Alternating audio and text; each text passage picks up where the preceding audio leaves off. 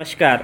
आज राष्ट्रवादी विद्यार्थी सेनेचे दौंड तालुका अध्यक्ष हे यांची व्यथा मांडत आहेत. त्यांची समस्या काय आहे ते आपण जाणून घेऊया. जनहितार्थ आहे ती, वैयक्तिक त्यांची स्वतःसाठीची काही नाही आहे, परंतु जे समाजामध्ये काही गरीब विद्यार्थी असतात त्यांच्या हक्कासाठी ही विद्यार्थी सेना काम करत असते आणि ते आज मांडोगण फराटा येथे आलेले आहेत. त्यांची व्यथा आपण जाणून घेऊया. नमस्कार, मी मयूर चौधरी, अध्यक्ष राष्ट्रवादी विद्यार्थी काँग्रेस दौंड तालुका. तर मी आज माणगोल फराटा येथे श्री वसंतराव फराटे पाटील महाविद्यालय येथे आलो होतो. तर तिथं आले असताना मला काही विद्यार्थ्यांकडून असं समजलं गेलं की बाबा जो राष्ट्रीय सण आहे 26 जानेवारी या दिवशी काही विद्यार्थी जे गैरहजर राहिले होते त्यांच्याकडून एक ठराविक रक्कम त्यांच्याकडून दंड म्हणून आकारली गेली होती. तर ते रक्कम का म्हणून आकारली गेली होती या संबंधित मी अर्ज करायला गेलो होतो. त्यांनी संबंधित अर्ज मी दिलेला आहे, त्याची ही पोच पावती आहे. तर मला सांगायचं हे पहा, आपण पाहू शकता.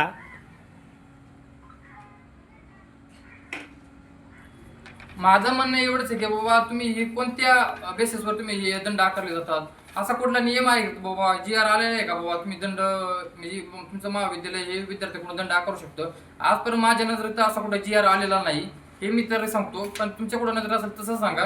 पण ही जर ही दंड आकारण्याची पद्धत ही कुठेतरी एक विद्यार्थ्यांसाठी आणि जे गरीब विद्यार्थी आहेत त्यांच्यासाठी तर खूप महत्त्वाचा विषय आहे की जी मोलमजूर करून काम करतील ती माऊलीसाठी, किंवा जे गरीब विद्यार्थी जे जे बाबा अनाथ असतील त्यांच्याकडून जे गरीब जे खायला रक्कम दिलेली असते, त्यांना खर्चासाठी रक्कम दिली असते, त्या रकमेवर यांचा जर विद्यालयांचा जर संस्थेचा जर डल्ला मारायचा प्रयत्न असेल तर ही कुठेतरी अडवणूक थांबली पाहिजे. माझं या मताचा मी माणूस आहे.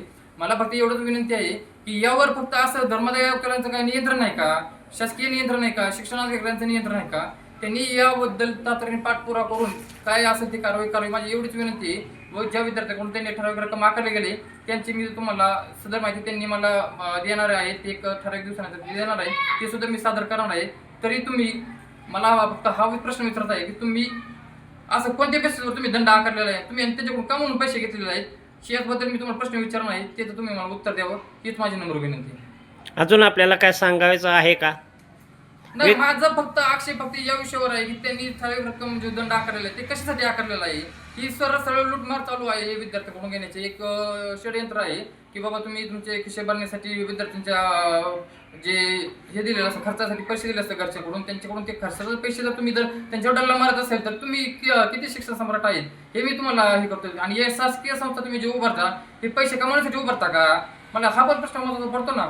त्यामुळे तुम्ही हा सरळ आहे ना, हा पोरांकडून ही रक्कम घेण्याची दंड आकारण्याची पद्धत बंद करा आणि काय असेल ते तुम्ही सरळ आम्हाला माहिती द्यावी 10 दिवसानंतर. हे तुम्ही तर मान्य केलेलंच आहे. 10 दिवसानंतर जी माहिती आहे त्यानंतर आम्ही पुढे काय असेल ते प्रोसेस चालू करू.